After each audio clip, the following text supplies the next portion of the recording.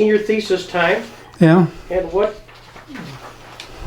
moment of aha said, I'm going to do harmonium? Well, majoring in American Studies, interdisciplinary, looking around for something to do. You know, the local connection, you don't go far afield if you've got something locally. And Sure. It was, you know, I knew about this down here. Lilydale, they have a very good library up at Lilydale. I did quite a bit of research up there, and you know, it just kind of built into it that way. So, but how did you even know about this? I think I encountered it in college, the reading I was doing there. You know, I was in Kiantone, Jamestown, I know about this. Where were you growing up, Greg? I grew up in Jamestown. In Jamestown, okay. Yeah. Okay. And so is that sort of, you're in college, curious, all of a sudden you see a reference to local area, Chautauqua County, where you're from, and Yeah, worth investigating. yeah. Right. And your Lilydale research was as part of the college research work? Well, no, it was after I focused on this. Right, Because that's the center of spiritualism. Right, got it. And so I went up to their library there. Did they have much? Yeah. Oh, not much on Harmonia, but they really have a very complete library. So then you start digging and pulling this back, and you say, my God, there's an actual, for 10 years, a local activity here. How did you even dive into it? How was your first entry point to this? Well, you know, it's hard to remember the sequence, but there was a West Penn Oil Company in Warren, Pennsylvania, Ernest Miller, who I got in touch with him, and I don't remember how. And I went down to his office. It's right on the Federal Highway here, and he was, you know, just very helpful. He had done quite a bit of research and had gotten some original papers, and then he got me involved, and you know, I'm relying on memory that I haven't drawn on for 50 years. Well, welcome to all our clubs. Yeah, but I think he got a hold of the papers and made arrangements in two connections. There was somebody that wrote a master's thesis in library science in Case Western Reserve University, I think in Cleveland. And I had that before. I think I've thrown it away, but it's recoverable. But he organized the papers chronologically, subject, etc. And they ended up in the State University of Pennsylvania in Indiana, Pennsylvania. And I couldn't get the original papers, but they had microfilmed them all. So I had all these microfilmed rolls, and I spent hundreds of hours. This book here, The Educator, is the spirit revelations that they deemed worthy of publication. And these papers are largely not duplicative of this. They went through, you know, all of his, John Murray Spear, the medium, all of his revelations, and you know, which was mainly on philosophical things, and they organized them, and they're all on this microfilm, or microfiche. I don't know, but it's the type of thing where it's like at the Prendergast Library. If you want to look at the Old Post Journal, you stick your head in this cave, and I spent hundreds of hours doing that, making notes on it, you know, so essentially my paper was not so much the physical place or even what they were doing there. It was an analysis of John Murray Spear in particular, spiritualism in general, as a synthesis of the enthusiastic social and religious actions of the first half of the 19th century. So in not a theoretical study of the concepts, it was more the movements, the migrations, the people, and the communities that you were writing? No, just the opposite. Oh, okay. Yeah. Okay. Yeah. Ideas. Yeah, the ideas. The thinking. Yeah. Okay. Yeah, and I came to the conclusion that it was a neglected area of American intellectual history. And of course, interdisciplinary for American studies, I got involved in a lot of the intersections, but it was a lot just the ideas of where they came from and where they went to. So were you locating Speer in connection to, say, Lilydale or the Mormon trek or other theological movements and ideas? Not Lilydale, because that came later. Okay. In terms of other movements, it's basically summarized in the table of contents. I started out with the enthusiastic religion, the Second Great Awakening, etc., the reform, prison reform, things like that. The communitarians in particular, there were just so many communist, socialists like Oneida. Popular science was a big part of Speer and what was happening at the time. And then relation between religion and popular science, I have Swedenborgianism and animal magnetism. And so I saw these strands, and they were all combined in the spiritualist revelations. This is a tremendous achievement. I mean, this was a college senior thesis. Yeah, they asked for 90 pages, and I gave them 250. Yeah, you went crazy. Yeah, I mean, that's yeah, great. and they didn't want it, and I said, I can't say it unless. Right. I hope your advisor, at least, was pleased with this effort and this achievement. Well, they were, except defending an undergraduate thesis. I had 3 independent professors who were experts in this area firing questions at me. And one of the questions, the guy was a big Emerson person, and personally I thought that a lot of the other thinkers at the time were really, and in this movement too, were much more coherent and sensible than Emerson was. But how do you defend something? This is his area. And so I kind of made it up as I went along. And then I started it with an exposition of why hasn't anyone done this before? And I basically came to the fact that they were oblivious to it, but, other scholars. But the problem was that came across as they missed it, they didn't do their job, and several professors were just very objectionable to that. Right. As if I was insulting them. Exactly, and so they wanted me to take it out, and I refused to. So they ended up, there was this Mosley Prize that they gave, that some alumnus back in the 19th century donated, and I won the second prize. So if I hadn't been so stubborn, I probably would have won the first prize. And what year was this? Your Amherst class of what? 72. Okay.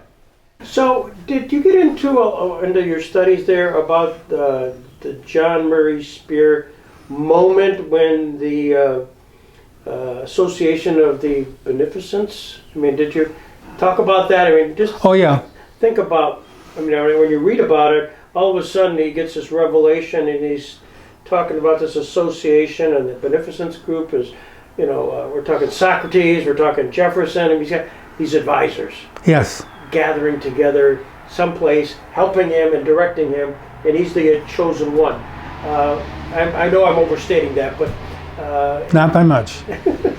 So when you read that for the first time, you said, "Really? I mean, how did you put that into context?" Well, I think you have to give it credibility. You don't have to accept it, but I think there's a tendency for this type of movement to dismiss it as crackpot. And these people were careful thinkers. They weren't crackpots. It was, as this builds up, they're trying to bring together these strands of reform and social perfectionism.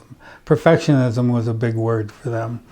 And the way they came to it, it was kind of stymied. You had the First Great Awakening, the Second Great Awakening. You had things falling apart. There was, I think it was about the early 1800s that there was a class at Yale that only 7 people professed to be religious. There was a lot of deism, Benjamin Franklin, that type of thing. And there was felt the need for assistance from a higher source, and this assistance was coming through the spirits that were in the higher realms. Mm-hmm. And you'd have a medium, they'd put it together. This is where it would come together. Mm-hmm. And so it was something that I don't think came upon him gradually. I think people were lecturing, I think in a relatively short period of years. His big thing before this was prison reform. And, he realized that he wanted to reform all of society, and he had the means to do it with contacting the spirits. Yeah, the end of the arc, and it's kind of sad because he was so optimistic about perfecting society, and then the Civil War came, and this was kind of paralleling what was happening generally, that certain aspects of the culture went from idealism to money grubbing. And he got into money grubbing, and then it kind of trails off. What he was doing after the Civil War, I didn't get much on. And so the location, did you come do any physical exploration down here? Yeah, I trespassed on, I don't know if I was trespassing on your land or not, but I think I got... The statute of limitations has run great. It's okay. You may talk freely. And by the way, this is spring-loaded. I don't know. They required it be provided in this probably for copying purposes. But I've got, just to let you know, I've got the title page of this in here. I've got a picture of Thaddeus Sheldon. I don't know if you've seen that. Uh-huh. And of course, Deborah Cronin had all of this, so so she probably made some pictures. And the oval houses there, you were familiar with that, because they thought that was kind of the unitary, that you shouldn't have an angular life, you should have a well-rounded life. So it's nothing to do with the spirits hiding in corners? Not that I could see, no, no, but it could be. Did anybody research what the Indians believed back about the spring?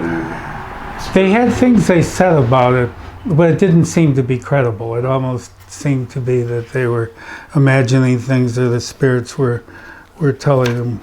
But the water from the spring was yes, being medicinal or whatever. Yeah, the whole positive, negative, couple of springs, and a corn planter. I mean, Deborah Cronin spends a lot of time talking about corn planter. Bringing Indians, his tribe down to this neck of the woods. What was her source for that? I honestly didn't look at the footnotes, but it's in the book.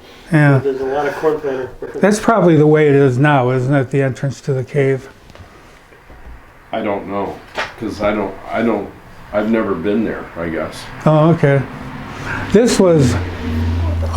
Is this a photo you took? I'm trying to remember. Possibly, yes. I'm not sure. I'm good, thank you. And I think if we went down there now, we would be able to see that. Yeah. I've seen this drawing. Yeah. And it's Cushman. Cushman, yeah, it Liz says Cushman? Viola Cushman, Viola Cushman, yeah. 1907. So, were there remnants of the houses that you saw? Or No. That was all gone. No, that was gone. That was referred to by the city clerk 20s, 30s, that he saw them there, but they were gone. There were the osier willows. I don't know if you're familiar with that. I think I have a picture of those in there for what they're worth. Well, and Mo talks about, I mean, I talked about on the phone, we may see that. That's a remnant, certainly, that they planted for. Is that the willows? Yes. Yeah, okay. That's for the wicker baskets. Yeah. That's still there. So the Oh, that's Oh, Oh, so yeah. they're still there. Yeah. Oh, they're gorgeous. And the ash trees came in there. And now, of course, they've all died off. So. Oh, the ashes Because are of the dead. borers. Right. Okay. And nothing is attacking the willows. Well, I'm amazed that they survived as being imported like that. this photo says Cushman on it. Cushman's a jeweler in Jamestown At the time. in the 20s. Yeah.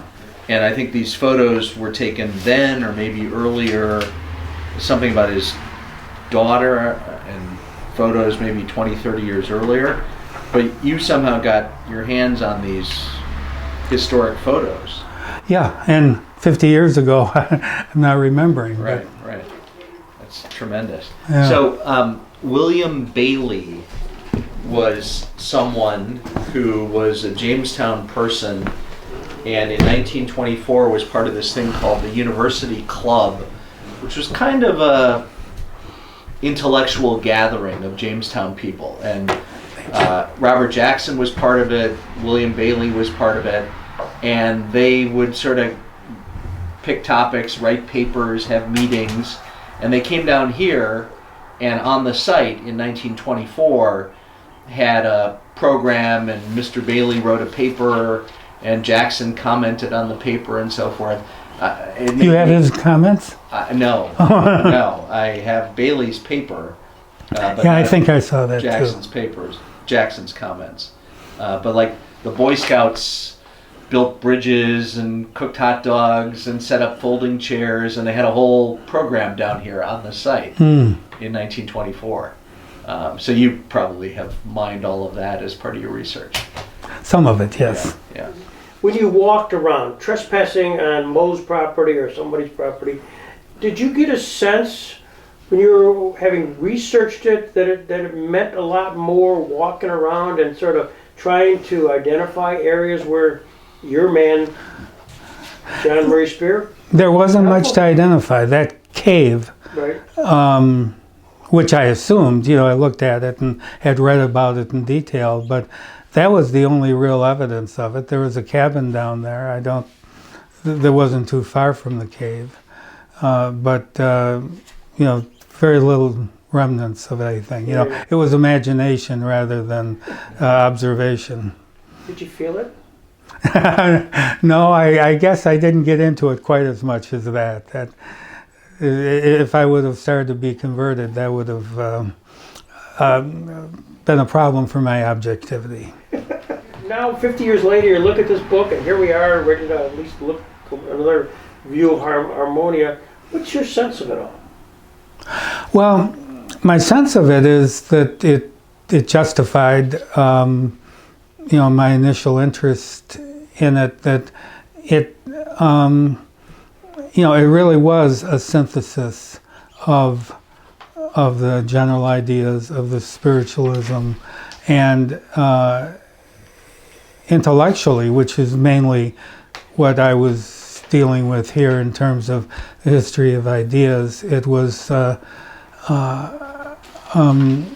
it's a good way to understand what was happening in the first half of the 19th century in America.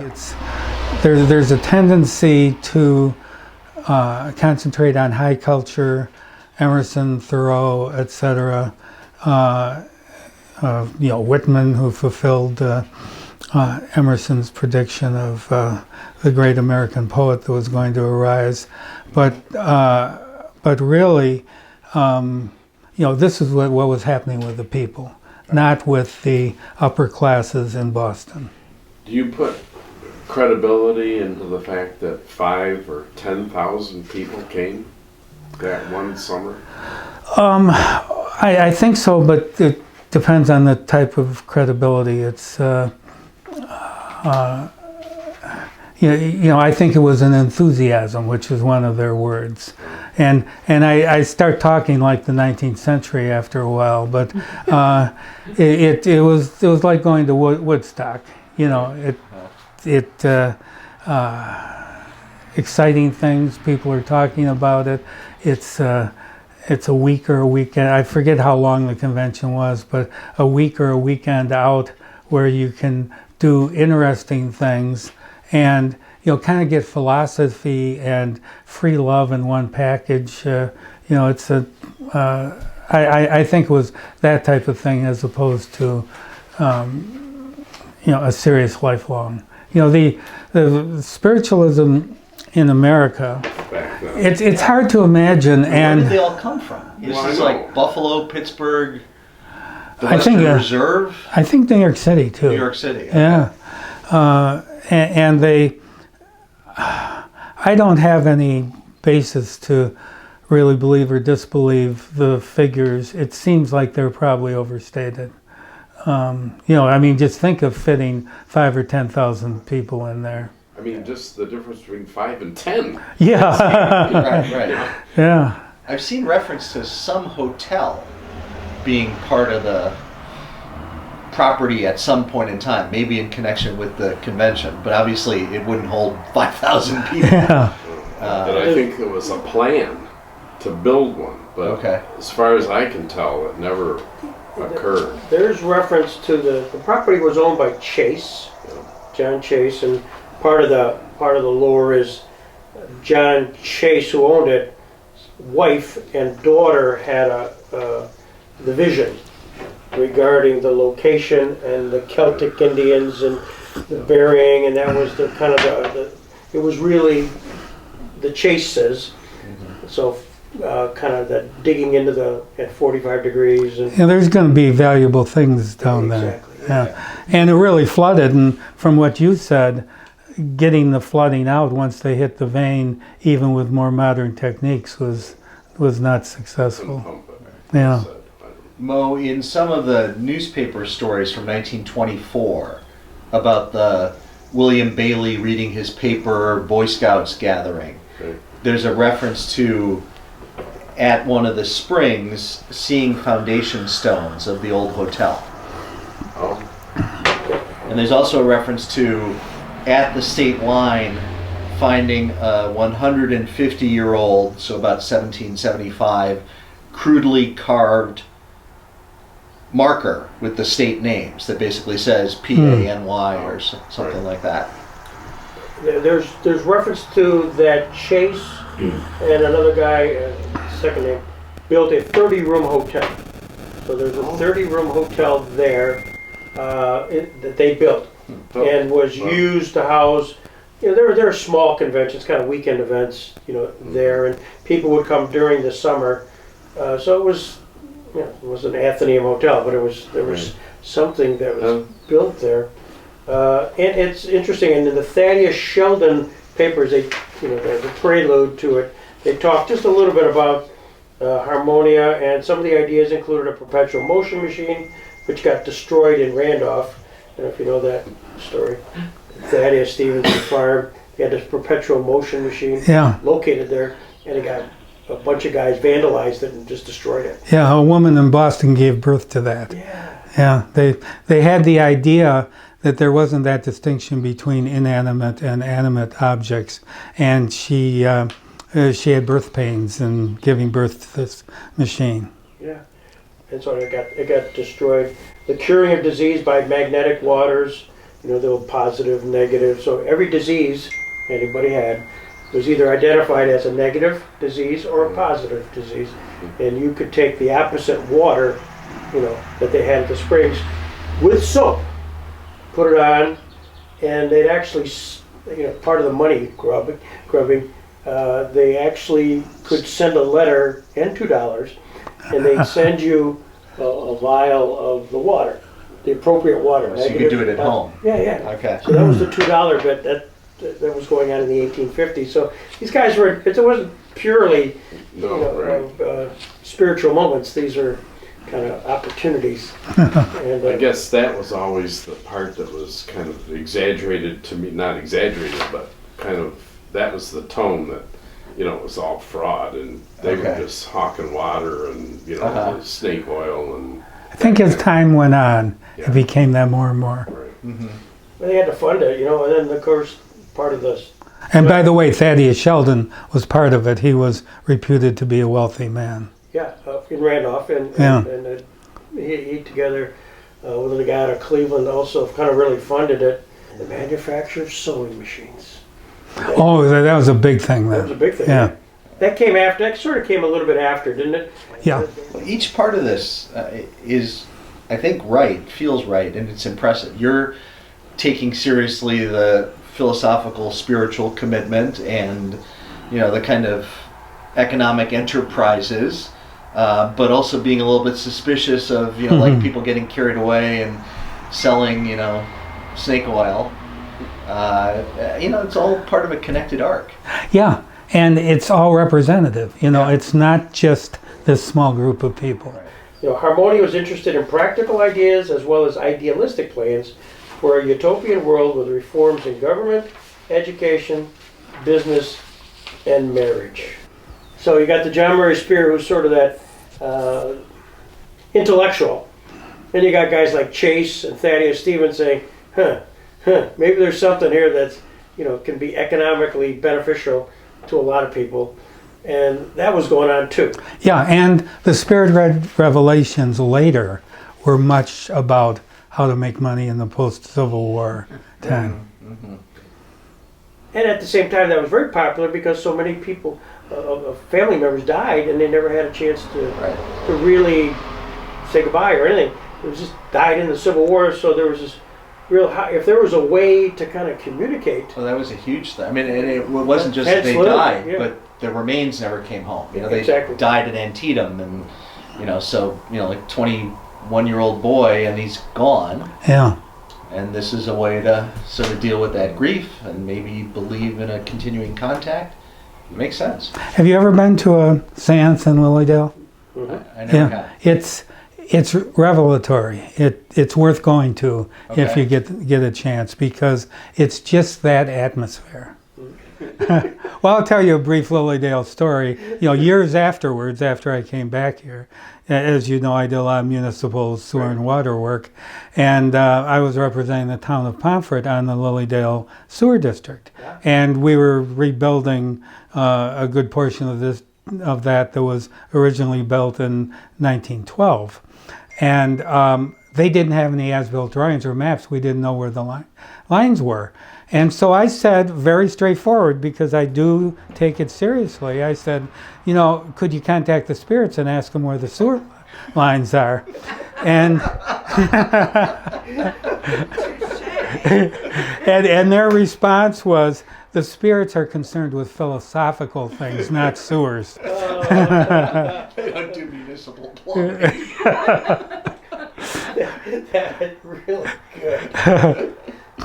But while we're just talking survey, one of the things I learned that talk about the line. That we're right at the Pennsylvania-New York line, and apparently there was, what the old marker, marker, boom, somebody in, way back when. But that's the marker of the corner between Pennsylvania and New York. Subsequently, about 20, 30 years later, they had a commission. They sort of resurveyed it because they felt the original surveys were not accurate. So what happened was down here, when they came here, they were like 1,000 yard, or maybe it was almost a half a mile off, was the new commission. When they were resurveying New York and Pennsylvania, right over here. And so that was the recommendation of this committee, saying we got to change the line. Well, all hell broke loose because those people who were in Pennsylvania, wanted to be in Pennsylvania, didn't want to be in New York. And so they never changed it, notwithstanding the actual surveying of. So this report that came out, 40, 50 years after the original placing of the marker. So it was just an interesting little sidebar. Kind of drove surveyors nuts, you know. Yeah, well, I'm remembering now that you mentioned that prior to that time, they must have recognized that, because there was a lot of talk about how uncertain and mystical almost, although that's the wrong word, the area was, and that was evidence of it, that where they were geographically was not even clear. Yeah.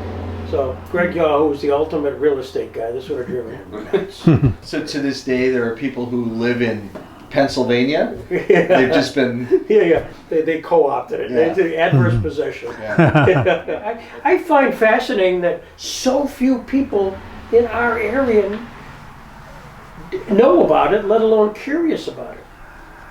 Yeah, and they haven't really. You know, it's after I did it. It was more of an undertaking than I had anticipated, and I was kind of exhausted. I was just thinking, I tried to read it through a little bit before coming here, and I was trying to think if I've read it through since I proofread it. You know, it's something, and I was into it so much that in my senior year, you know, there was one course that was devoted to this, and I, for some reason, because of the breadth of the area, I didn't have one thesis advisor, I had 3 of them. And before I came back for Christmas vacation, I typed the whole thing up, and I'd asked all 3 of them to review it and give me comments. I said, what good is this if it's a done deal? I want to get your comments and have the benefit of that. Well, one professor, T.P. Green, who was referred to as Sleepy T.P. because of his lecture style, and by the way is referred in David Foster Wallace's Infinite Jest as Sleepy T.P. He didn't get to it. And so the day before I was flying out, I said, well, I will expedite things. I'll come over to your house and sit with you as you read it so you could ask me the questions directly. And, you know, we spent almost an all-nighter with him going through it and giving me comments. Really? But, you know, so it was after that type of intensity that it's almost like you don't want to look at it again.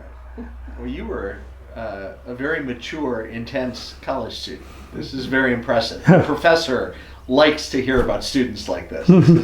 This is great. It sounds like you were almost on the brink. You know, I know you went to law school and what your career is, but it sounds like you were almost heading for graduate school and being an American Studies PhD professor type. Yeah, you know, I could have considered that. It was just, I guess I didn't have the motivation for this. And I wrote, you know, a lesser paper of about 150 pages on the sewing machine relationship to American culture at this time. And the professor there was urging me to, you know, to get that published. And I wasn't interested in that either. Uh-huh. And if I had been interested in publishing anything, I think it would have been this, but I didn't have the motivation. Right. Well, we appreciate all the work. Yeah. Well, as I was reading through it, you know, it's kind of, it's dry. You know, intellectual history is not the exciting thing. And by the way, Sleepy Teepee, a while after I graduated, they had an Amherst Alumni College out at Red Lodge, which is just north of Yellowstone, and he was one of the faculty members, and he was just animated. We followed the Nez Perce where they went through the canyons and saw that, and it was just amazing. He had it in him, just not for the classroom. He was resting up in Amherst for his road show. That's right.